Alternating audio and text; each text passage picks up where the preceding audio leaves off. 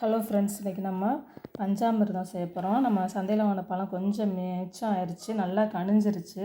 இப்போ அதை வச்சு இப்போ பாருங்கள், கொஞ்சம் கனிஞ்ச வாழைப்பழம், சுத்தமான நெய், பேரிச்சம்பழம் எடுத்துருக்கோம், கற்கண்டு, தேவைக்கு தகுந்த மாதிரி வெல்லம் போட்டுக்குவோம். இதை வச்சு இப்போ நமக்கு ரொம்ப பிடிச்ச, முருகப்பெருமானுக்கு ரொம்ப பிடிச்ச பஞ்சாமிர்தம் எப்படி செய்கிறதுன்னு பார்க்கலாம் ஃப்ரெண்ட்ஸ். சரிங்களா?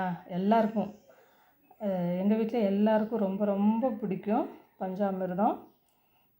பழனி கோயில் போகிற சீசன் வந்தால் எப்படா பஞ்சாமிர்தம் கிடைக்கும் அப்படின்னு வெயிட்டிங்லேயே இருப்போம். யார் வாங்கிட்டுருவா, யார் கொடுப்பா அப்படின்னு. ஏன்னா எல்லோரும் கோயிலுக்கு போனவங்க எல்லாருக்கும் ஷேர் பண்ணுவாங்கள்ல, கொடுப்பாங்கள்ல. அதனால் எப்போ அது கிடைக்கும்னு வெயிட் பண்ணிக்கிட்டு இருப்போம்.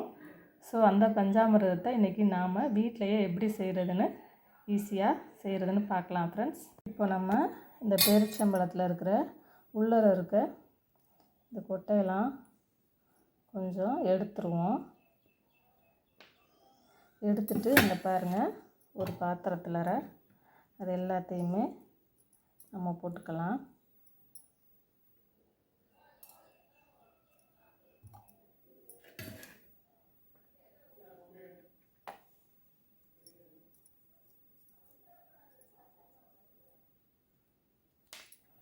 இதை எல்லாத்தையும் விதையை எடுத்துகிட்டு வச்சுக்குவோம். வெல்லம் தேவைக்கு தகுந்த மாதிரி நம்ம எடுத்துக்கலாம் உடச்சி. இப்போ பாருங்கள் ஃப்ரெண்ட்ஸ், நம்ம பேரிச்சம்பழத்தை கொட்டை எடுத்துகிட்டு கொஞ்சம் குட்டி குட்டியாக கட் பண்ணி வச்சுருக்கேன். நம்ம பெருசாக முந்தையாக கிடக்கும்ல, அதுக்காக.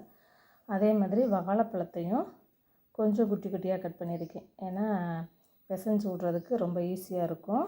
பாருங்கள், வெல்லத்தையும் நம்ம நுணுக்கி எடுத்துருக்கோம், கற்கண்டு. இப்போ என்ன செய்ய போகிறோம்னா, இது எல்லாத்தையும் இதில் போட்டு அப்படியே மிக்ஸ் பண்ண போகிறோம். சூப்பராக இருக்கும் ஃப்ரெண்ட்ஸ். நம்மளோட பஞ்சாமிர்தம் நாமளே செய்கிறது அங்கே எப்படி செய்கிறாங்கன்னு நமக்கு தெரியாது. ஆனால் இங்கே நாம் ஃப்ரெஷ்ஷாக நாமளே செஞ்சு சாப்பிட்றப்போ நமக்கு ஒரு திருப்தி இருக்கும். பழத்தை போட்டாச்சு. இப்போ பாருங்கள், கற்கண்டு நம்ம சின்ன குட்டிக்கு, குட்டிக்கு ரொம்ப பிடிச்ச கற்கண்டு, அதையும் போட்டாச்சு. இப்போது வெல்லம் நல்லா கையை நல்லா வாஷ் பண்ணிவிட்டு தொடச்சிட்டு, பாத்திரங்களில் எதுலேயும் தண்ணி இல்லாத அளவுக்கு நல்லா தொடச்சிட்டு தான் ஃப்ரெண்ட்ஸ் செய்யணும். அப்போ தான் கெட்டு போகாமல் இருக்கும். இப்போ நல்லா நம்ம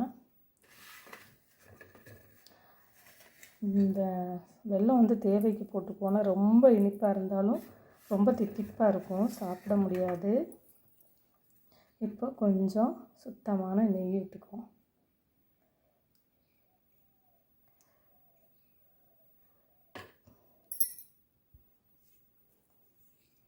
இப்போ நம்ம நல்லா கையெல்லாம் நல்லா வாஷ் பண்ணிட்டோம். இருந்தாலும் கரண்டி வச்சு செஞ்சு பார்ப்போம்.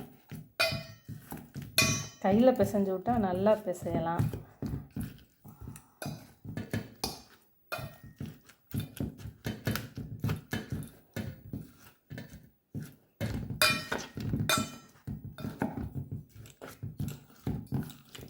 வாசமாக இருக்குது ஃப்ரெண்ட்ஸ். செய்யலையே எல்லாம் சேர்றப்போ மிக்சிங் எப்போ அந்த நெய்யோட வாசமும் எல்லாம் சேர்றப்ப செம்மையாக இருக்குது ஃப்ரெண்ட்ஸ்.